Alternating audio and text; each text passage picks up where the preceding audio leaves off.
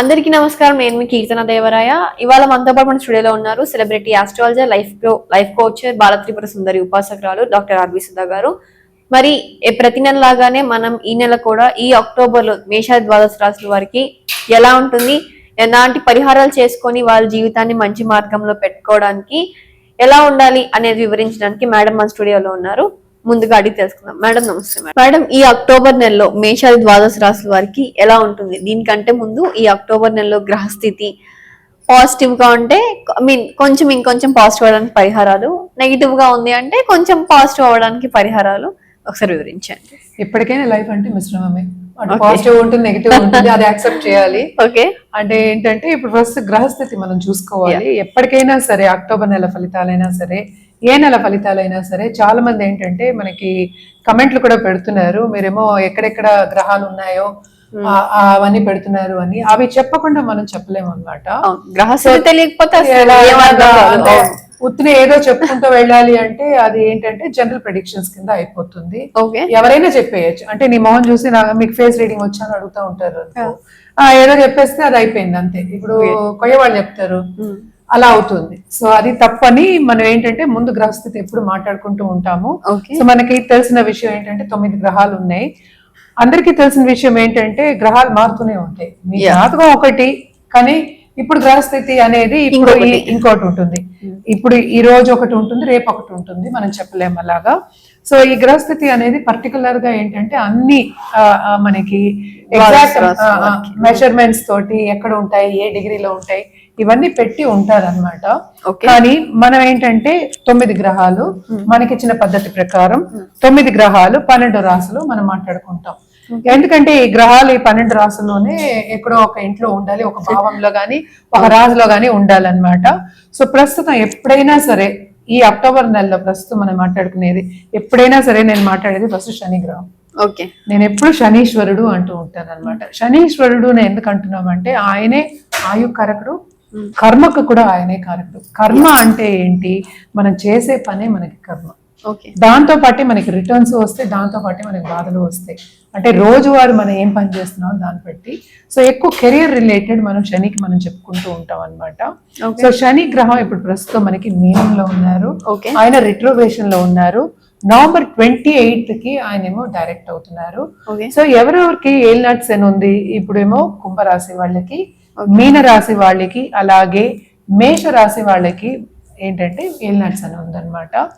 అలాగే మనం నెక్స్ట్ అన్నిటికన్నా మేజర్ బెనిఫిట్ గ్రహం అని చెప్పేది, బలంగా ఒక చోట కూర్చుంటారు, ఎక్స్పాన్షన్ ఎక్కువ ఇచ్చే గ్రహం ఏంటంటే మనకి గురు గ్రహం. సో గురువు ఏంటంటే ప్రస్తుతం మనకి ఏంటంటే మిథునంలో ఉన్నారు. ఆయన ఈ నెల 18th అక్టోబర్ ఆయన ఏమో కర్కాటకానికి వెళ్తున్నారు. ఆయన కర్కాటకానికి వెళ్ళినప్పుడు ఏమవుతుంది, ఆయన ఎగ్జాల్టేషన్కి వస్తారు, అంటే ఉచ్చ స్థితికి వస్తారు అనమాట. కుజగ్రహం గురించి, కుజుడు ప్రస్తుతం ఏంటంటే తులలో ఉన్నారు. తుల నుంచి 27th అక్టోబర్ వృశ్చికానికి వెళ్తున్నారు అనమాట. మళ్ళా మనం మాట్లాడుకోబోయేది ఇప్పుడేమో రాహు కేతువుల గురించి. రాహు ఏమో ప్రస్తుతం కుంభం, కేతు ఏమో సింహంలో ఉన్నారు. అలాగే మనం చూసాము అంటే సన్ అంటే ఏంటంటే అంటే మేజర్ ప్లానెట్, మనకి అన్ని బ్రైటెస్ట్ స్టార్ అని కూడా చెప్తూ ఉంటాము.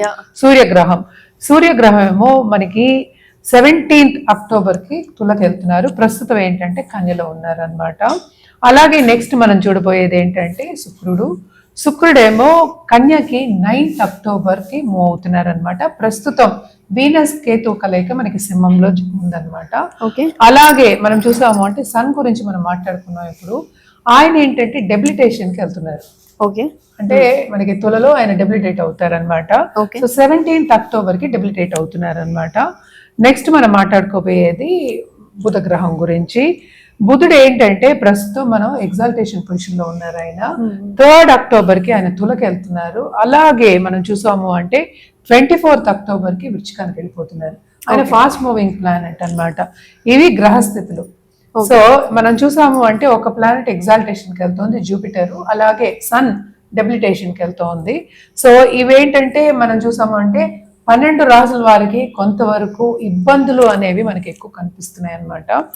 అలాగే మనం చూసామంటే ఎవరికి బాగుంటుంది అంటే మనకి కర్కాటక రాశి వాళ్ళకి బాగుంటుంది, అలాగే సింహ రాశి వాళ్ళకి కొంతవరకు బాగుంటుంది, అలా కేతు ఉన్నప్పటికీ కొంతవరకు బాగుంటుంది. అలాగే ఏంటంటే కుంభరాశి వాళ్ళకి కొంత బాగుంటుంది, ధనుర్కి బాగుంటుంది, మకరానికి కూడా బాగుంటుంది. అలాగే మనం మాట్లాడుకోవాల్సింది వృషభానికి కూడా చాలా బాగుంటుంది అనమాట. కానీ ఏంటంటే మనకి తులలోనే మనకి సన్ డెబిలిటేషన్ అవుతున్నారు. అలాగే వీనస్ మనం చూసాము అంటే 6th హౌస్కి వెళ్తున్నారు అనమాట. అంటే ఏంటి, కన్యకి వెళ్తున్నారు, కానీ 5th హౌస్కి వెళ్తున్నారు. సో తప్పక కమర్షియల్ ఆస్పెక్ట్స్ లో కానీ బిజినెస్ ఆస్పెక్ట్స్ లో కానీ తప్పక వృషభ రాశి వాళ్ళకి చాలా బాగుంటుంది. సో మనం ఎప్పుడు మాట్లాడుకున్నట్టే కొన్ని రాశుల వారికి చాలా బాగుంటుంది, కొన్ని రాశుల వారికి అంత బాగుంటది అనమాట. ఏవే రాశి వాళ్ళకి బాగుంటుందో మనం ఇప్పుడు చూద్దాం. తులారాశి వారికి ఈ అక్టోబర్ లో ఎలా ఉంటుందో ఒకసారి వివరించండి. తులారాశి వాళ్ళకి కూడా మిశ్రమ ఫలితాలు మనం చెప్పుకోవాలి. ఎందుకంటే మనం చూసాము అంటే 3rd and 6th lord exaltation position లోకి 10th లోకి వచ్చున్నారనమాట. సో కొంతవరకు ఏంటంటే పై వాళ్ళతోటి ఇబ్బంది పడడం కానీ వాళ్ళు మనకి బాధ్యతలు ఎక్కువ అవ్వడం అనేది ఫస్ట్ చూస్తున్నాము.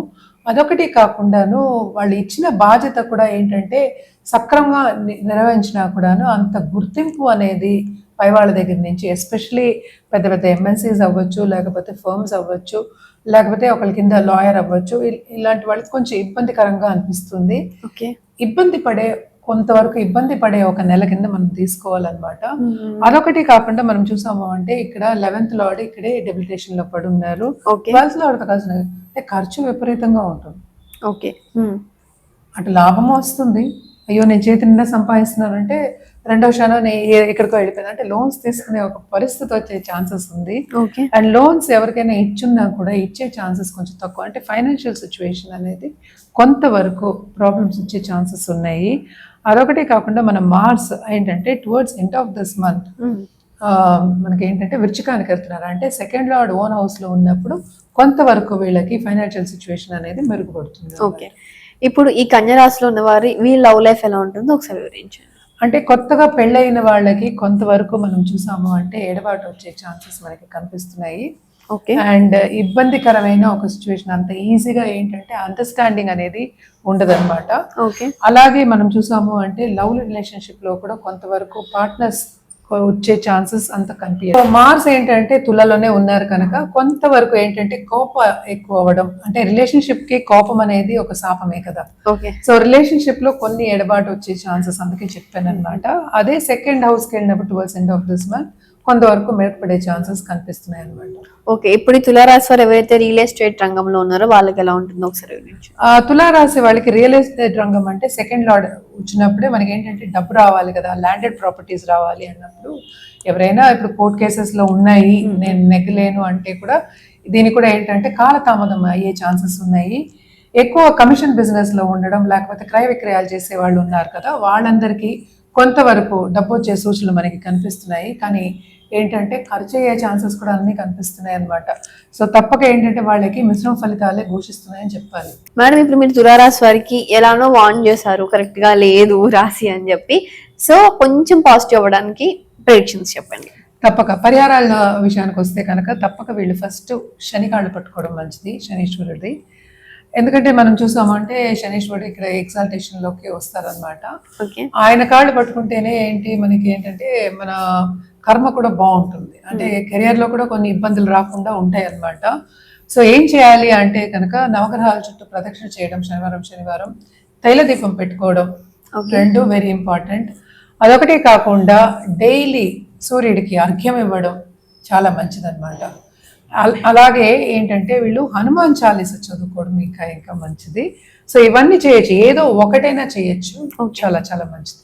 మనం ఇప్పుడు మాట్లాడుకున్నాం అక్టోబర్ గురించి, అక్టోబర్ నెల ఫలితాలు ఒక్కొక్క రాశి వారిగాను. అంటే ఏంటంటే ఇవంతా ఏంటంటే జనరల్ ప్రెడిక్షన్స్ అన్నమాట. ఎవరికైనా కావాలి జాతక రీత్యా ప్రెడిక్షన్స్ కావాలి అంటే కనుక తప్పక మమ్మల్ని సంప్రదించడం, ఎస్పెషలీ కింద ఏంటంటే ఈమెయిల్ ఐడి ఇచ్చున్నారు, అలాగే నంబర్ కూడా ఇచ్చున్నారు, తప్పక సంప్రదించండి. ఎందుకంటే ఈ ప్రెడిక్షన్స్ అంతా మారిపోతుంది. మనం ఇప్పుడు మాట్లాడేది ఏంటి, ఒక గ్రహం గురించే మాట్లాడడం, అంటే చంద్రుడు ఎక్కడ ఉంటే దాని రాశి అన్నాం అనమాట. సో రాశి వారిగానే మనం మాట్లాడుకున్నాము. సో మిగతా గ్రహాలన్నీ కూడా మనం చూసుకోవాలి, వాటి పరిస్థితి చూసుకోవాలి, అలాగే 12 రాశులు చూసుకోవాలి, 12 భావాలు చూసుకోవాలి. అలాగే ఏంటంటే గ్రహ మైత్రి, అంటే ఏ గ్రహాలు కలిసి ఉన్నాయి, ఏ గ్రహాలు మాట్లాడుకుంటున్నాయి, ఏ గ్రహాలు ఏ పొజిషన్లో ఉన్నాయి, ఎంత బలంతో ఉన్నాయి, ఇవన్నీ చూసుకుని దశా సిస్టమ్ అంటే ఏంటంటే ఇప్పుడు దశ జరిగేది, ఇప్పుడు ఏం టైం జరుగుతోంది అవన్నీ చూసుకుని మళ్ళీ గోచారం చూసుకుని మనం ఒక రెమెడియల్ మెషర్స్ కానీ పరిహారం కానీ ఇవ్వడం జరుగుతుంది. ఇదంతా ఎప్పుడు జరుగుతుంది? జాతకం చూసుకున్నప్పుడే. అంటే ఏంటి? వ్యక్తిగత జాతకం చూసుకున్నప్పుడే జరుగుతుంది అనమాట.